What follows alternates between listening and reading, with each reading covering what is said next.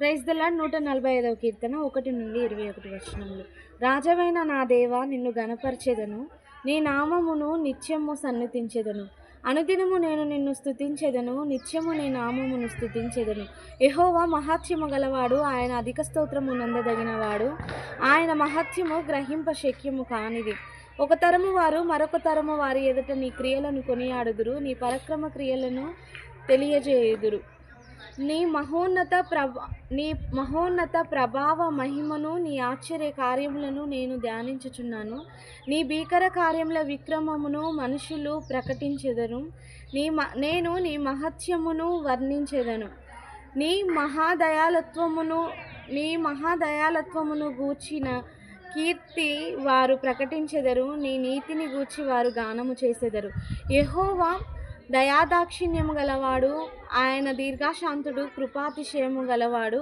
యెహోవా అందరికీ ఉపకారి, ఆయన కనికరములు ఆయన సమస్త కార్యముల మీద నున్నవి. యెహోవా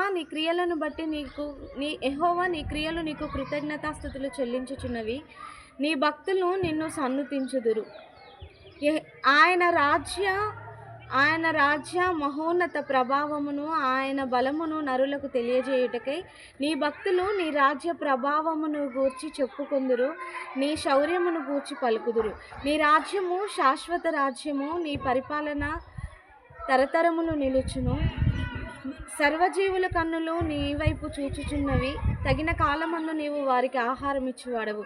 నీవు నీ గుప్పిలి విప్పి ప్రతి జీవి కోరికను నెరవేర్చుదువు. యెహోవా తన మార్గములన్నింటిలో నీతి గలవాడు, తన క్రియలన్నింటిలో కృపచూపువాడు. నిజముగా తనకు మొరపెట్టు వారికందరికీ యెహోవా సమీపముగా ఉన్నాడు. తన యందు భయభక్తులు గల వారి కోరికను ఆయన నెరవేర్చును. ఆయన వారి మొర విని వారిని రక్షించును. యెహోవా తన్ను ప్రేమించు వారినందరినీ కాపాడును. అయితే భక్తిహీనులను ఆయన నాశనము చేయును. నా నోరు యెహోవాకు స్తోత్రము చేయుచున్నది. శరీరులందరూ ఆయన పరిశుద్ధ నామమును నిత్యము సన్నుతించుదురుగాక. Thank you.